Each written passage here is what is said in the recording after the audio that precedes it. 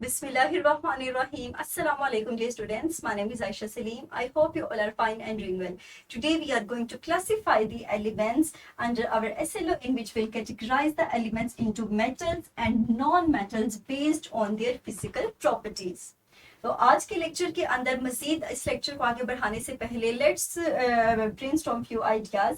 Classify the given elements that are given on your screens. Very good. जिस तरह आपने इन elements को classify किया, बिल्कुल उसी तरह हमने प्रोडक्ट टेबल के अंदर एलिमेंट्स को भी क्लासीफाई किया हुआ है. और किस तरह इनकी क्लासिफिकेशन की है, हमने इनको क्लासीफाई किया है मेटल्स में और नॉन मेटल्स में. आप देख सकते हैं जो पिंक कलर से रिप्रेजेंट किए गए हैं that are non metals, whereas the yellow colour elements represents the metals. और आज के लेक्चर के अंदर हम अपने इन्हीं दो क्लासिफिकेशन, इन्हीं दो कैटेगरीज को डिस्कस करेंगे और मजीद इनकी प्रॉपर्टीज को समझेंगे. तो अगर हम मेटल्स की बात करें तो याद रखिए कि metals are generally solid except the two elements. First one is the mercury, whereas second one is the gallium. They both are liquid at room temperature. इसके अलावा अगर सेकंड प्रॉपर्टी की तरफ आए तो मेटल्स हमारे पास हार्ड होते हैं एंड स्ट्रॉन्ग होते हैं. For example gold. इसी तरह हमारे पास ये लस्टर शो करते हैं, दैट इसका मतलब है कि ये हमें शाइनी अपीयरेंस देते हैं, लाइट को रिफ्लेक्ट करते हैं, that you can easily observe in this picture. इसके अलावा ये हीट और इलेक्ट्रिसिटी के गुड कंडक्टर होते हैं. They can conduct electricity and heat. Furthermore, they show the three properties. First one is the ductility. They are ductile, which means that they can be easily stretched in the form of wires. Whereas they are malleable, which means that they can be easily pressed into sheets. And the third one is sonorous, means they can produce sound. Further अगर हम इनकी examples को देखें तो for example हमारे पास जो silver foil है, इसके अलावा जो गोल्ड फॉइल है, ये भी दो हमारे पास मेटल्स की एग्जांपल्स हैं.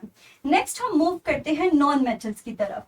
याद रखिए बहुत से नॉन मेटल्स हमारे पास ऐसे हैं जो कि गैसेस के फॉर्म में हैं. मिसाल के तौर पे hydrogen, helium, nitrogen, oxygen, fluorine, neon and chlorine. लेकिन इनमें से एक ऐसा है that is liquid which is bromine. This is bromine, liquid bromine. इसके अलावा कुछ ऐसे हैं जो सॉलिड की फॉर्म में है. For example carbon and sulphur, and this is the form of carbon. अगर हम साउंड की बात करें तो ये साउंड प्रोड्यूस नहीं करते व्हेन दे आर टैप्ड. हमारे पास मेटल के कंपैरिजन में नॉन मेटल साउंड प्रोड्यूस नहीं करते. इसी तरह अगर हम लस्टर की बात करें तो they do not show lustre except iodine. ये हमारे पास एक्सेप्शन है नॉन मेटल्स के केस में, जिसमें नॉन मेटल्स लस्टर शो नहीं करते सिवाय आयोडीन के. इसी तरह हमारे पास ये नॉन कंडक्टर्स हैं सिवाय ग्रेफाइट के, क्योंकि ग्रेफाइट अपने स्ट्रक्चर की वजह से इलेक्ट्रिसिटी को और हीट की कंडक्शन को करवाता है. उसके अलावा अगर हम देखें तो they are non ductile and non malleable. Moreover they have low melting and boiling point. Ductility and malleability इनके अंदर नहीं होती. इसका मतलब है कि ये शीट्स की फॉर्म में या फिर वायर्स की फॉर्म में प्रेस या ड्रॉ नहीं किए जा सकते. अब हम अपनी लेक्चर को समराइज करते हैं in the form of comparison. आज हमने सीखा मेटल्स के बारे में, जिसमें हमने कहा कि typically metals are solid but two of them like mercury and gallium are liquid at room temperature. इसी तरह अगर हम नॉन मेटल्स की बात करें तो हमारे पास कुछ नॉन मेटल्स ऐसे हैं that are like hydrogen, helium, nitrogen etcetera. They all are gases, whereas bromine is a liquid and few substances like carbon and sulfur are solid at room temperature.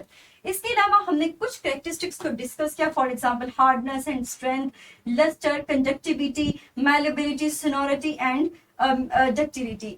Metals हमारे पास इन तमाम properties को show करते हैं. लेकिन अगर हम बात करें नॉन मेटल्स की तो इनके अंदर लस्टर यानी शाइनिंग अपीयरेंस नहीं होती सिवाय आयोडीन के.